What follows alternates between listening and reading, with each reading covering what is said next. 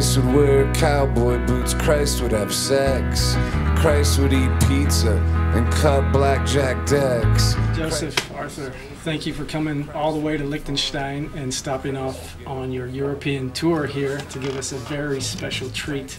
Here in the studio, Little Big Beat Sessions. We just finished 2 wonderful sets and amazing. Yeah, we're really happy to be here. I mean, this is an amazing thing to discover. You know, when you're said, oh, you're going to go do some kind of radio session, or it's usually not recording on tape with this kind of camera activity and stuff like that. So it was a great surprise. This is the ballad of Boogie Christ. Toss my salad and throw it in rice. This latest album is a bit different, kind of a different process from your previous albums in many ways. This is actually a trilogy of three albums. This is the first of it, right? And what's that process been like? Yeah, it's interesting when you make solo records to like let different phases sort of meet up and kind of cooperate on a certain record, and that one has like, I don't know, 4 different phases. I mean, I made 2 different records during the time of making that record. One was the graduation ceremony, and one was Redemption City.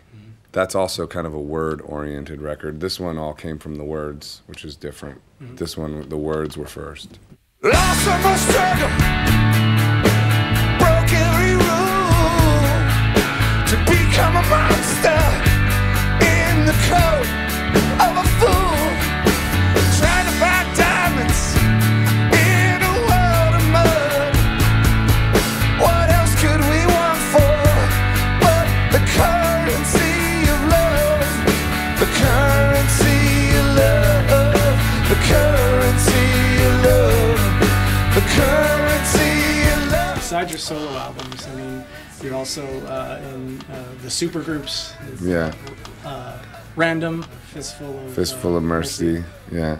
So how was that process with collaborating on other well-known artists versus well, the solo approach? both those records were sort of really made quickly, you know. I mean, Fistful of Mercy came first, and that was a 3-day record in a way, where we got the sort of, you know, most of the songs, I think maybe all the songs down in that time. And R&DM was similar in a way. It was quick as well, and then it got mixed, and so hopefully those projects will continue. I mean, I really look forward to working with both those groups again. I miss a drunk, I miss the fiend, I miss the simplicity of addiction in the scene. I miss wandering aimlessly in half-dead sewers with rats for eyes, chewing on forgiveness and the will to apologize. I miss the return to no return as I burn in avalanches of white snow and yellow cocaine. I miss talking to brick walls while following the grain in human dolls as I plagiarize myself like a dummy. Stuff with counterfeit money for Cairo and black honey. I miss illusions begging to be chased, even as they disappear into me erased. Till there is no one or nothing but the chase, and a powdery ghost with no face or faith, and the woman of my dreams disappearing without grace. You're known for your very descriptive and lush storytelling in your lyrics. Is that something that you consciously really take time to get down and paint pictures for people with your words, and obviously literally painting pictures during this session? I mean, sometimes I think lyrics are, you know, some of the best lyrics are throwaway lyrics, you know, like that, you know, it can be an attitude, or you can get into something like Leonard Cohen and Bob Dylan and Lou Reed and stuff, where the lyrics are just really sort of really visual and vivid and profound and everything like that. So, you know, I'm a fan of that mostly, I think. Like, I do like lyrics to say something and to matter. In blooms of smoke, numb in rain, which drinks when thirsty. I miss glasses full of spirits without tongue. Speak to me of Napoleon's wild nights. I miss staying up for days and becoming a psychic pretzel, flying kites, chewed on by a Zulu, heading with toads to Mars. A mysterious prison and one without bars. At least those kind of bars. I miss the zoo. miss the zoo. I really do. I miss the zoo. Another interesting difference that this album has is your, let's say, participation in social media and actually crowdsourcing support from your fans to getting this album made.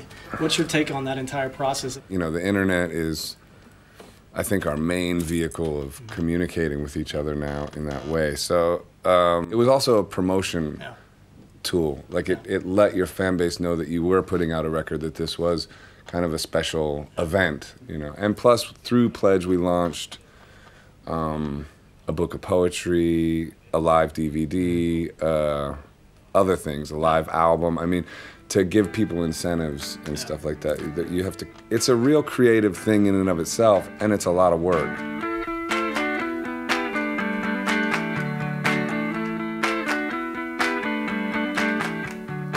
I need the saint of impossible causes, the saint of no return. I need the saint of scented candles that never really burn. I need the saint of laughter. I need the saint of tears. I need the saint detective who can find my stolen years.